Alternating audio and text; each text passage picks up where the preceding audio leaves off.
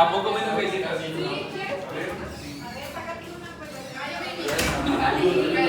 Doctor, ¿no? Que tiene una galleta, le regalo una galleta. Le voy a dar una galleta. Ya comió, doctor, ¿no quiere que le traiga algo de comer?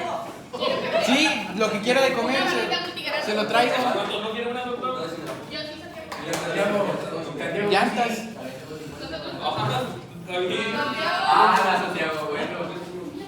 Ahorita te... Sí, no. Valentina, no, la tablet no está tan allá. A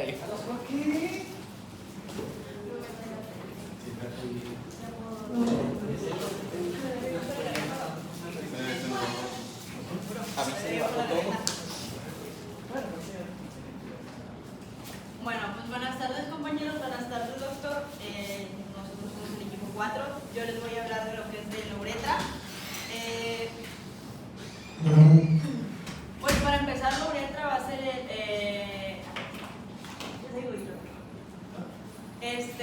pues para empezar, la uretra va a ser el conducto evacuador de la orina desde la vejiga hasta el exterior. Hablando específicamente un poquito más de la masculina, esta también tiene la función de que es evacuador del producto de la secreción externa de los testículos, en pocas palabras, del semen. Yo ahorita les voy a hablar específicamente y exclusivamente de la uretra masculina porque tiene tanto diferente trayecto como relaciones. Entonces, lo que es la uretra masculina se va a extender desde lo que es el cuello de la vejiga, aquí, hasta la extremidad del pene, que sería más o menos acá. En un adulto va a tener una medida de 16 centímetros. Esta es la medida que maneja la Target, aunque en otros libros te marca que tiene 12 o incluso un poquito más. Pero la Target te dice que es de 16 centímetros.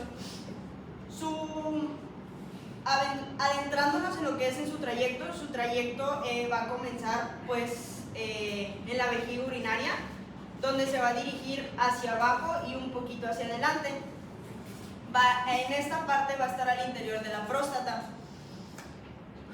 De ahí va a atravesar lo que es el diafragma urogenital y se va a acomodar en lo que es en un ángulo recto, o también llamado ángulo subpúbico, porque va a ocurrir por debajo de lo que es la sínfisis púbica. A partir de ahí su trayecto va a ser perineal, algo que decía era que se volvía perineal, y en esta parte de aquí va a estar rodeada todo por formaciones eréctiles. Posteriormente se vuelve a acodar una segunda vez en esta parte de aquí, llamándose lo que es un ángulo prepúbico, porque va a ocurrir delante de la sínfisis púbica. A partir de ahí va a penetrar lo que es el pene y se va a dirigir completamente hacia abajo hasta atravesar lo que es el glande y abrir su orificio externo de la uretra, o también llamado meato. Algo que es importante mencionar es que el segundo ángulo, lo que es el ángulo prepúbico, cuando el pene está eréctil, este va a desaparecer completamente. A partir de ahí, la Target nos dice que la uretra se puede estudiar de 3 diversas maneras. Sí es importante, a pesar de que se va a estudiar solamente de una manera, es importante porque muchas veces en el libro nos marca de repente de que de una manera, luego de otra y luego otra. Sus 3 maneras es según su movilidad, es decir, va a tener una parte móvil y una parte completamente fija. Según sus relaciones, que esta es como la vamos a estudiar, que se va a tener una porción intramural o preprostática, una uretra prostática, una uretra membranosa o intermedia y una uretra esponjosa. Y por último sería también, como se puede estudiar, sería según su descripción, que es una porción posterior que va a estar formada por la uretra prostática y la membranosa, y una porción anterior que es solamente la uretra esponjosa. Hablando específicamente de sus relaciones, la porción intramural viene siendo esta chiquitita de aquí, que lo único que decía que va a corresponder al orificio interno de la uretra, que va a estar situado en el cuello de la vejiga. Solo esa pequeña porción viene siendo la porción intramural. Luego de ahí nos habla de lo que es la uretra prostática, que viene siendo esta parte de aquí, que pues aquí lo que es la uretra prostática se encontraba, pues si su mismo nombre lo dice, se va a encontrar por dentro de la próstata. Esta va a tener una medida de aproximadamente 3 centímetros y en su cara posterior, que esta es una imagen, se van a ver diversas cosas. Una de ellas es que se va a presentar una como dilatación, que es esta parte de aquí, que se va a llamar colículo seminal o también verum montano. Verum montano. Que es donde se va, y en su parte superior se va a presentar una cresta uretral, que viene siendo como estas pequeñas rayitas que se alcanzan a ver aquí. Esto viene siendo lo que es la cresta uretral. A cada lado de lo que es el colículo seminal se van a encontrar unos senos prostáticos, que son estos como hoyitos que se pueden observar, que después se ve que como que agarra ramitas de la próstata. Son unos conductillos que desembocan ahí, que son los conductillos prostáticos, que pues como un mismo nombre lo dice, van a provenir de las glándulas prostáticas. En el colículo seminal se puede observar este orificio de ahí, que si nos observamos está literalmente en el mero centro del colículo seminal, que se le va a llamar utrículo prostático. En el hombre no tiene absolutamente ninguna función, solamente es un resto embrionario, mientras que en la mujer es lo que da el origen a lo que es al útero y a una parte de la vagina. Un poquito más abajo de lo que es el colículo seminal se observan estos dos orificios igual, que son los conductos eyaculadores tanto derecho como izquierdo, que pues su función es simplemente conducir el semen hacia la uretra para que se puedan en la eyaculación se puedan expulsar. Y aquí pues ahora sí que su relación más importante simplemente va a ser la próstata, porque es la única que la rodea, mientras que en la uretra membranosa, que va a ser esta parte de aquí, que tiene, la tarjeta decía que tenía un tamaño aproximado de 1 centímetro. Esta lo que nos dice es de que se van a presentar unos pliegues longitudinales, que estos van a desaparecer cuando el conducto se va a descendir, cuando el pene está eréctil. Dentro de sus relaciones sobre esto pues no decía mucho, simplemente que pues atravesaba el piso pelviano y pasaba por detrás de un ligamento, que es este ligamento de aquí, que es el ligamento transverso del periné, y por delante del músculo profundo del periné. Y de ahí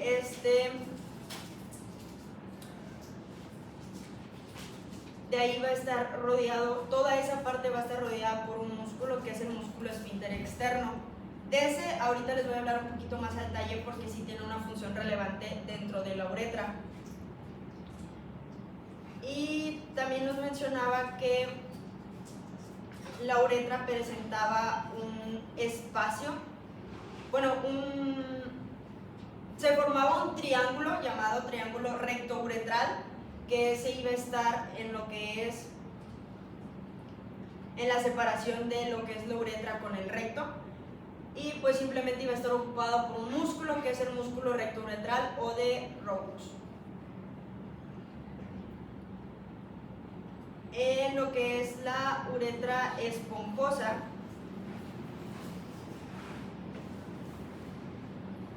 esta pues iba a situar directamente desde el bulbo del pene hasta el meato. Todo eso va a estar conformado por lo que es la uretra esponjosa, y esta va a ser la que más va a medir, que va a tener un tamaño aproximado de 12 centímetros.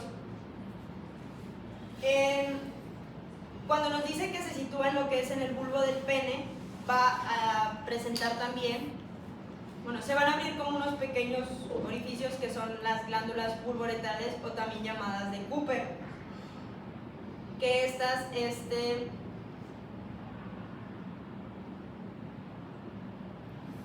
las glándulas bulboretales o de Cooper.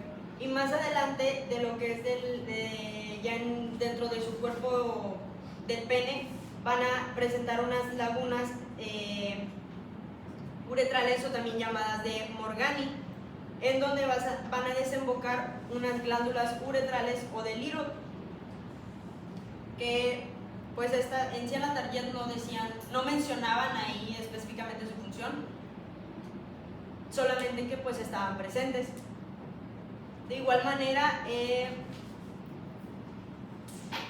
a lo largo de todo este trayecto se van a presentar varias dilataciones o expansiones. Una de ellas va a ser en lo que es en el bulbo del pene, aquí así, que simplemente se va a expandir y va a formar lo que es el bulbo de la uretra, y otro a nivel de lo que es el glande, que va a formar la fosa navicular de la uretra, y ahí se puede observar también lo que es la fosa navicular o de Waring.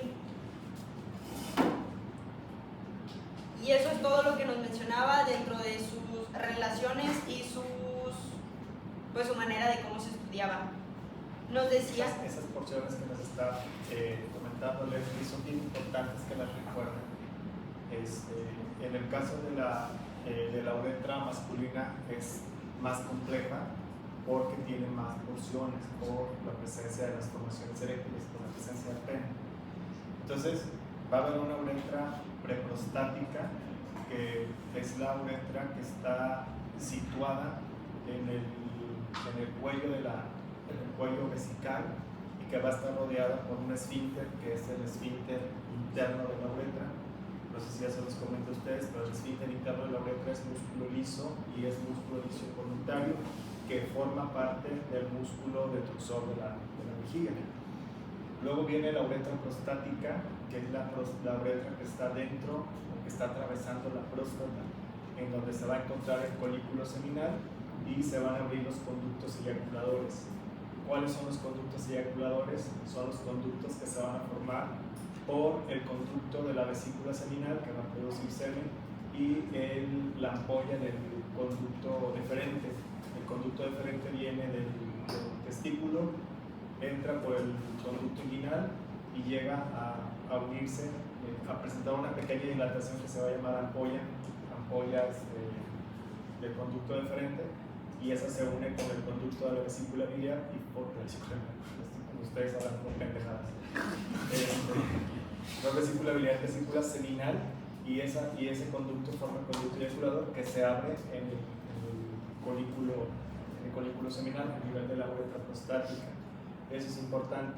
Cualquier crecimiento que presente la próstata, la primera manifestación va a ser disuria, dificultad para orinar.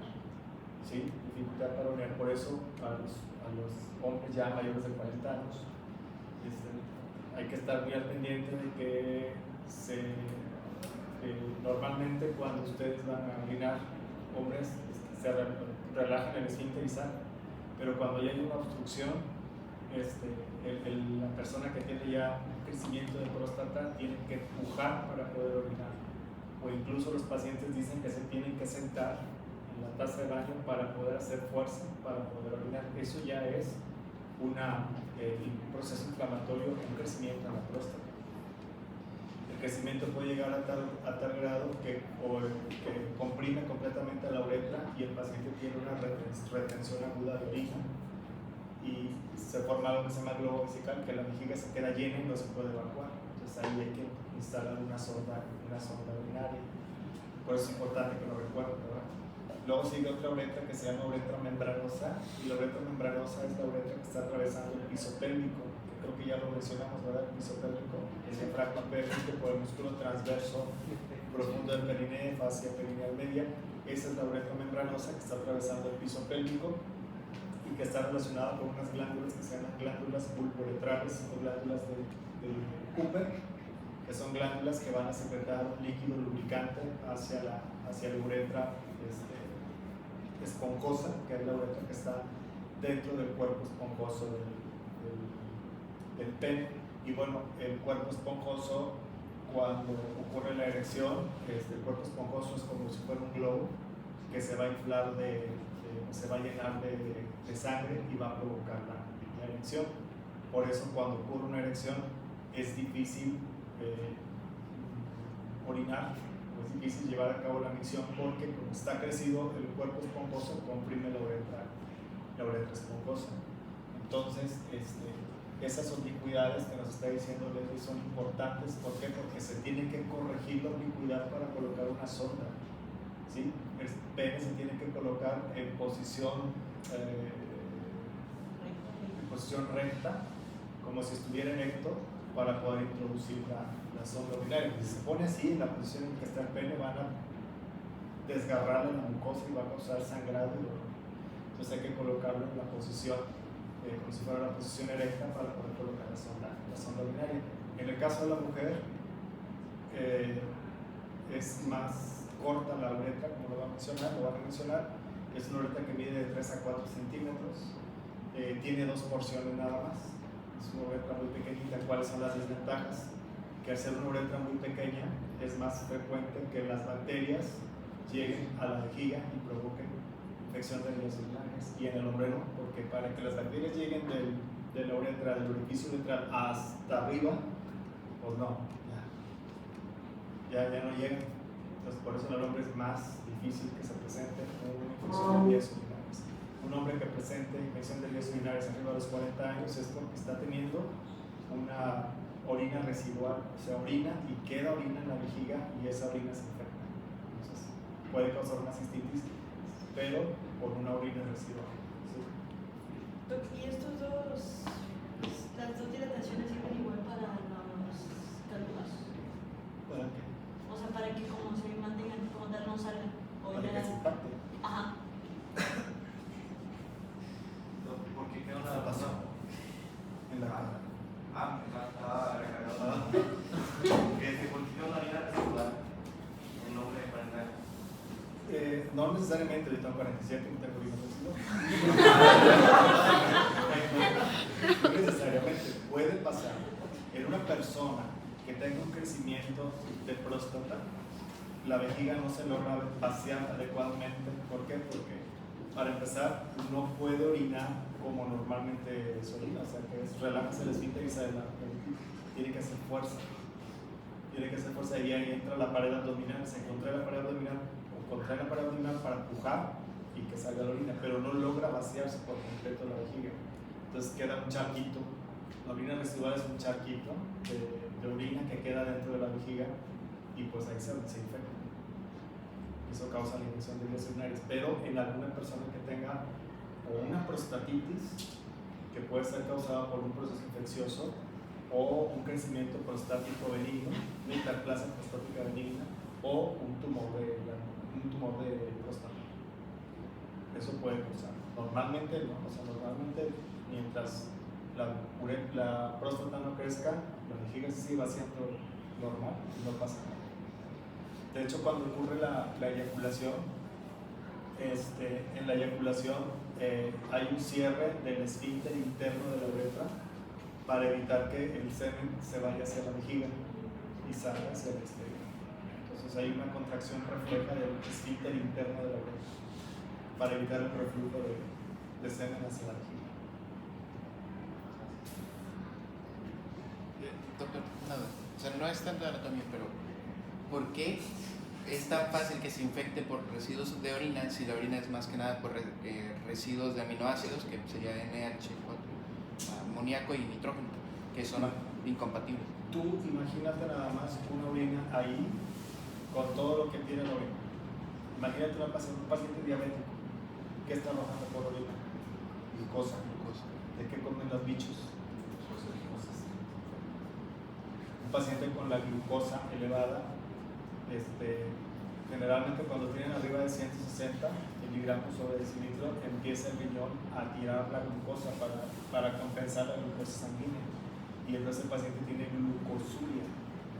Estás arrojando glucosa en la orina y están las bacterias y se van por el.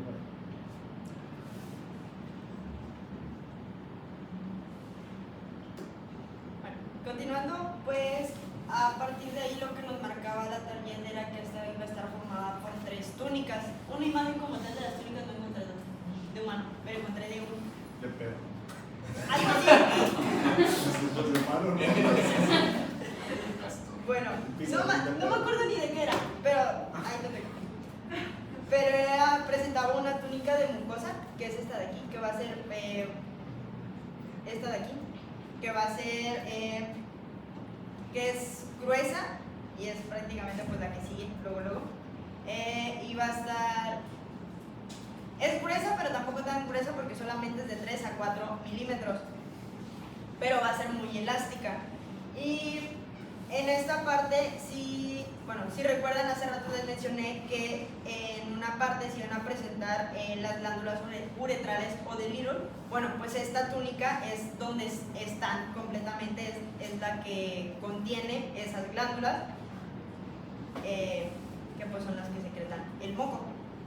Luego de ahí nos dice que va a tener una túnica vascular, o también llamada submucosa, que pues simplemente va a ser una capa delgada a nivel de la uretra prostática y de la membranosa, pero ya cuando se va a la uretra anterior, que es la uretra esponjosa, esta se va a engruesar y es lo que forma al cuerpo esponjoso del pene.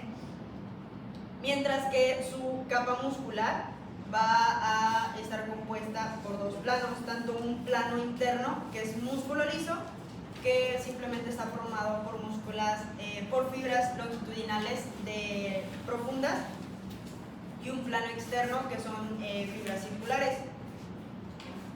Luego de ahí nos hablaba de los músculos que se presentan, que son los esfínteres, tanto un esfínter interno tanto como el esfínter externo. Y pues esto, tanto ayer como ahorita ya les mencionó el doctor, que pues el esfínter externo simplemente va a ser un anillo de fibras musculares lisas que va a estar situado debajo del cuello vesical. Y pues su contracción, cuando se contrae en ese músculo, lo que va a provocar es que va a cerrar la entrada de la uretra, es decir, su salida, por lo que va a permitir que la orina se acumule dentro de la vejiga urinaria y se va a abrir durante la micción. Algo que es importante es de que este va a ser completamente voluntario. Este es el involuntario.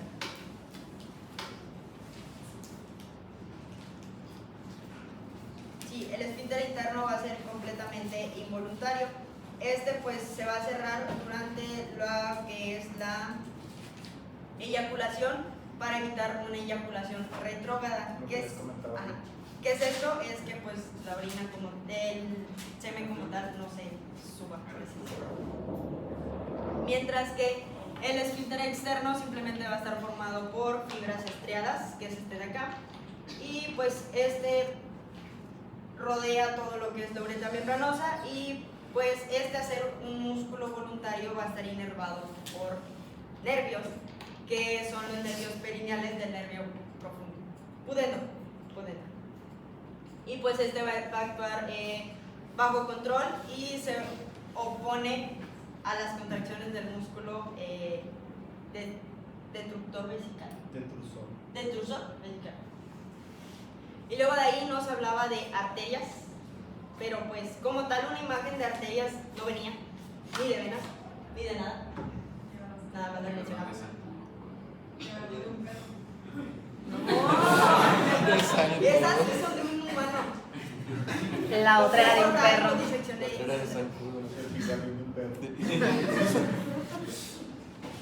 ok,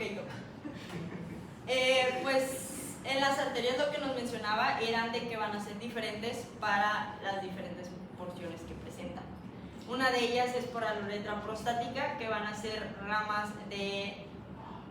destinadas para la próstata, y una uretra membranosa con el esfínter externo. Estas dos van a estar irrigadas por la arteria uretral y la arteria del bulbo del pene, y que van a ser procedentes de la pudenda interna, y la uretra esponjosa, que va a estar inervada por arterias simplemente originadas de la arteria pudenda interna. Mientras que de venas de esas 50 imágenes. ¿Y si es de un humano? Sí, es un humano. Pues es que dijiste, no encontré uno de hombre. No, Así dijo, ¿no? Ok. Estas pues simplemente vienen de lo que es del plexo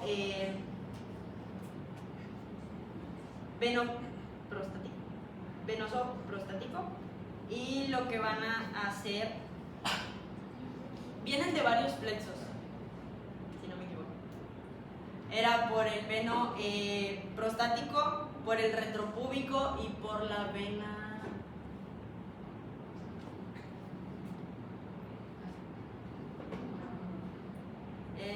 Por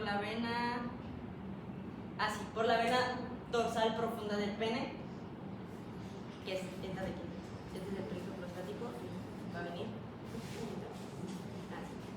Son los nervios dorsales del pene. Y pues todo este conjunto va a estar drenado por lo que es por la vena ilíaca interna.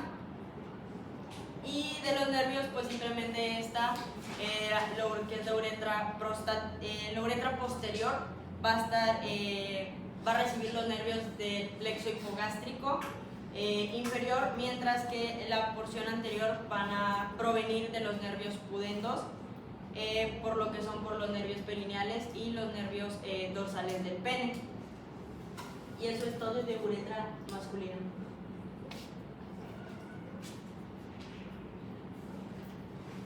¿Qué número es? Ahí está. ¿Le pasa algo? ¿El equipo? El 4. La de plata es lo mismo. Y la de marca. Sí, pero no está bien. O sea, esa saca de internet y no está como tal bien. Gracias, Isman.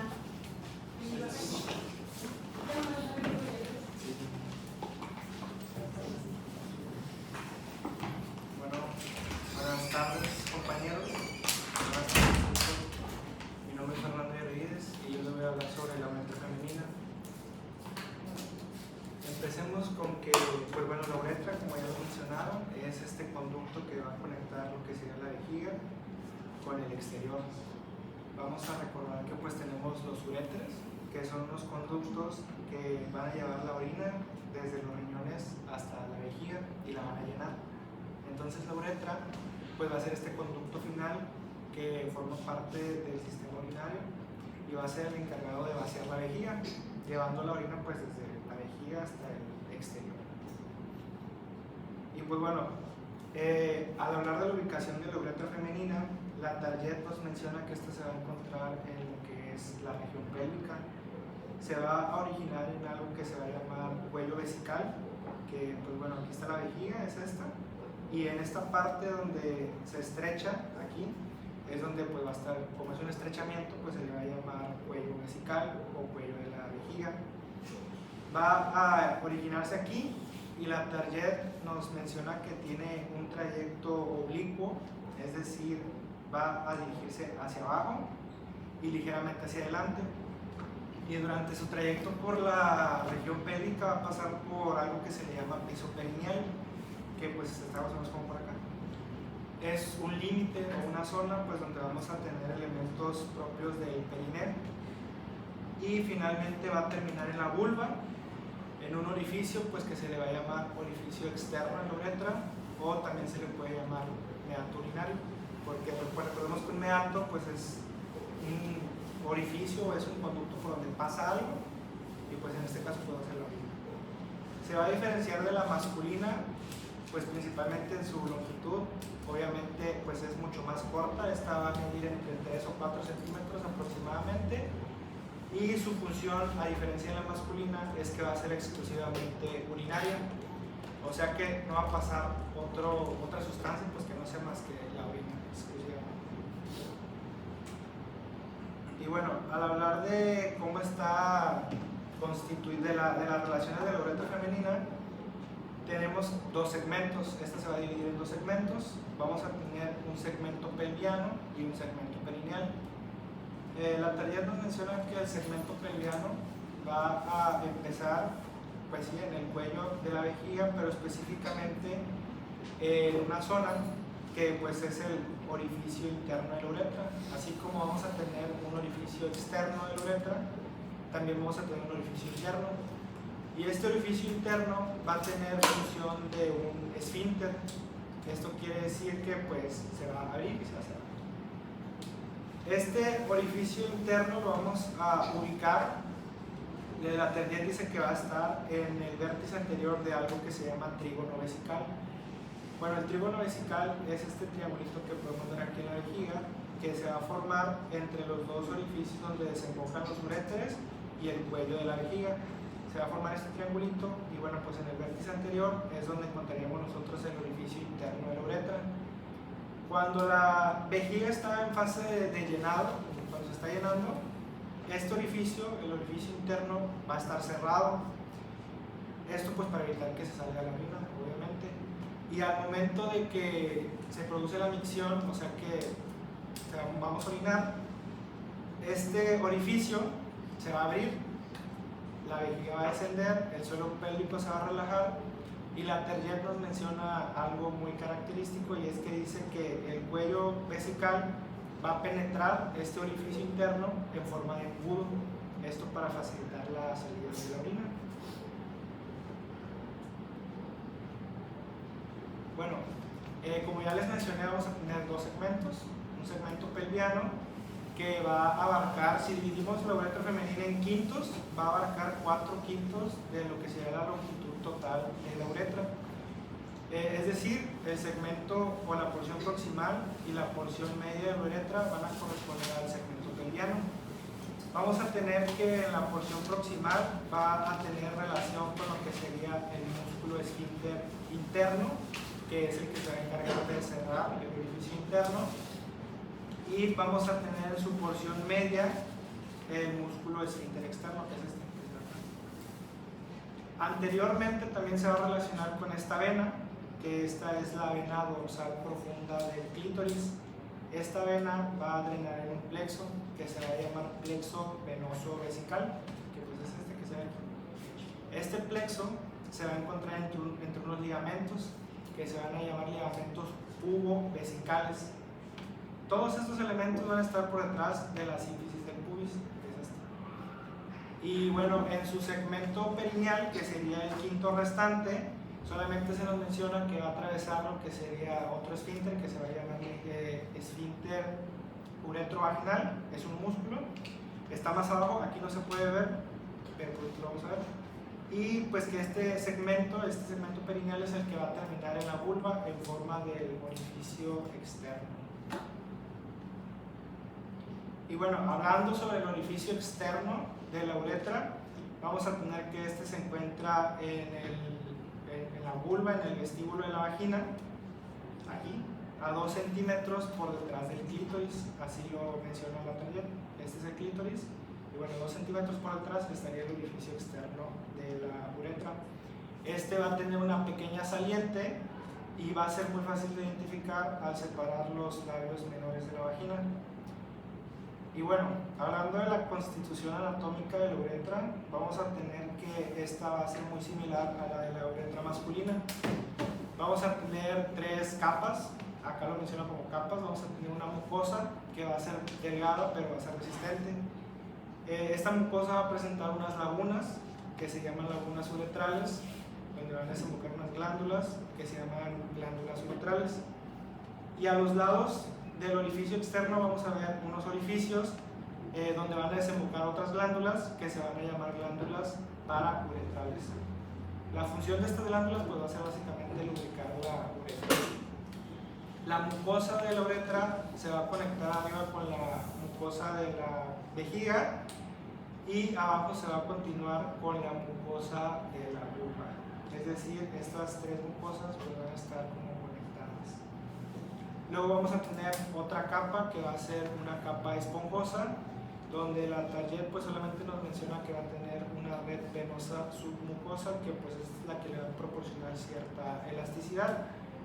También algo de lo que se diferencia la uretra femenina de la masculina es que tiene una característica que se le llama que es extensible. Esto quiere decir que va a poder ampliarse, o sea, va a poder tener cierta elasticidad, lo que le va a permitir que procedimientos como el cateterismo sean más fáciles de realizarse en la mujer que en el hombre. Y bueno, por último vamos a tener una capa muscular que solamente nos menciona que profundamente es longitudinal, es decir, que pues, va a lo largo de toda la uretra, y superficialmente es circular. Y bueno, yo voy a usar esta imagen es del libro de Neder, donde vamos a ver los diferentes esfínteres que va a presentar la uretra femenina. Vamos a tener primero a todo este, que bueno, este es el esfínter interno de la uretra. Este esfínter interno va a ser músculo liso, va a ser un músculo liso, va a estar compuesto por fibras de músculo liso y pues va a ser de control involuntario. Este va a rodear lo que sería el cuello vesical y también va a rodear la porción proximal de la uretra. Este va a estar inervado por el plexo hipogástrico inferior y pues su inervación va a ser involuntaria, parasimpática, ¿verdad? Posteriormente vamos a tener otro esfínter, que es este que se puede ver aquí, que este es el músculo esfínter externo de la uretra. Este va a estar formado por fibras de músculo estriado, su control va a ser voluntario y va a estar inervado por el nervio pudendo. Cuando se presenta una debilitación de este músculo, se va a presentar incontinencia urinaria. Esto puede ser causado, por ejemplo, en un traumatismo perineal durante un parto complicado, por ejemplo. Y por último vamos a tener lo que serían otros esfínteres, como es el músculo esfínter uretrovaginal y el músculo compresor de la uretra. Estos músculos también van a ser estriados, también van a ser voluntarios, y la diferencia con el otro es que estos no van a rodear a la uretra en forma de anillo, sino que la van a rodear en forma de bandas o de arcos y la van a comprimir en contra de la vagina, ayudando así a lo que sería su cierre. Y bueno, hablando sobre la vascularización de la uretra femenina, esta pues es muy sencilla y está muy fácil explicada en esta imagen. Para nosotros ver cómo va a estar irrigada lo que sería la uretra, vamos a dividirla en tres porciones: una porción proximal, una porción media y una porción distal. Tenemos que la porción proximal de la uretra va a estar irrigada por lo que sería la arteria vesical inferior. La porción media de la uretra va a estar irrigada por la arteria uterina y también por la arteria vesical inferior. O sea, va a estar irrigada por la arteria vesical inferior, pero también va a recibir ramas de la arteria uterina. Y la porción distal va a estar irrigada por la arteria pudenda interna. Va a ser drenada por la vena pudenda interna y el plexo venoso vesical. Y también se nos menciona sobre el drenaje linfático, que bueno, este drenaje va a seguir el trayecto de lo que sería la arteria pudenda interna, y la mayoría de la linfa va a drenar en los nódulos ilíacos internos y en menor medida también en los nódulos ilíacos externos. Bueno, y vamos a hablar sobre lo que sería la exploración en el sujeto vivo. Vamos a tener que la uretra se puede estudiar muy fácilmente mediante el orificio externo de la uretra y por tacto vulvovaginal. Bueno, el sondaje explorador se va a realizar por un aparato óptico, en este caso pues una uretroscopía, se va a realizar con el uretroscopio, y pues este nos va a permitir estudiar lo que sería la permeabilidad y las paredes del conducto uretral. También vamos a tener otros métodos que se van a conocer como métodos radiológicos, donde se va a inyectar un producto radiopaco por el orificio externo de la uretra y vamos a tomar imágenes radiológicas. Esto se le va a llamar uretrografía. También es posible realizarla durante se produce la evacuación del contenido vesical, y a esto se le va a llamar como uretrografía miccional o fisiológica. Y bueno, vamos a hablar sobre el mecanismo de la micción, porque también es mi parte. Y pues vamos a tener que el mecanismo de la micción requiere de la integración de tres elementos, que son la vejiga, la uretra y el sistema nervioso. Para que se produzca pues la micción vamos a tener dos fases, una fase de almacenamiento y una fase de evacuación. Durante la fase de almacenamiento, pues la vejiga se va a estar llenando y pues va a estar aumentando su tamaño, pero la presión interna no se va a modificar, esto debido a la elasticidad de sus paredes. Vamos a tener mecanismos nerviosos que van a actuar como compuertas y van a evitar que se salga la orina antes de tiempo. Vamos a tener uno a nivel de la médula espinal y otro a nivel de los ganglios pélvicos. Bueno, una vez que ya se está lo suficientemente llena la vejiga, el músculo detrusor va a mandar señales a lo que sería el puente, y el puente va a ser como que el que va a avisarnos de que si tenemos ganas de orinar o no. Pero el centro miccional, que va a estar en el lóbulo frontal, se le dice que es el centro donde ocurre la micción voluntaria, es decir, donde decidimos si vamos a orinar o no. O sea, este manda las señales, pero acá es donde se decide si queremos orinar o no. Si queremos orinar, pues ¿qué va a pasar? Va a pasar que el lóbulo frontal va a facilitar y va como que a aceptar las señales que le está dando el puente y va a mandar la señal de la orina, y pues va a pasar todo el proceso de la micción. Si decidimos no orinar, entonces el lóbulo frontal va a inhibir estas señales y como que se le va a olvidar. Y bueno, al hablar de los mecanismos de cierre de lo que sería la uretra, básicamente serían los esfínteres. Vamos a tener que el mecanismo de cierre está formado por una mucosa y una submucosa de tejido con los tejidos conectivos de la mucosa y la submucosa y los músculos, los esfínteres. Bueno, vamos a tener lo que sería el músculo esfínter interno, el músculo esfínter externo, el músculo esfínter uretrovaginal, el compresor de la uretra y en menor medida el músculo elevador del ano. Lo que sería la mucosa y la submucosa son tejidos dependientes de estrógeno. Esto quiere decir que durante la menopausia puede ocurrir su atrofiamiento y provocar incontinencia urinaria. Y ya sería todo de nuestro Pero capítulo. es raro que una mujer ya cuando sea mayor de 40 años empiece a tener esos problemas hormonales por la propia disfunción ovárica, de la menopausia, la disminución de estrógenos y la disfunción de los esfínteres, que nos comentó su compañero, y aunado a eso a los embarazos y a los partos, que ha hecho un piso pélvico soca. Entonces, cuídense. Bueno, pues vamos ya.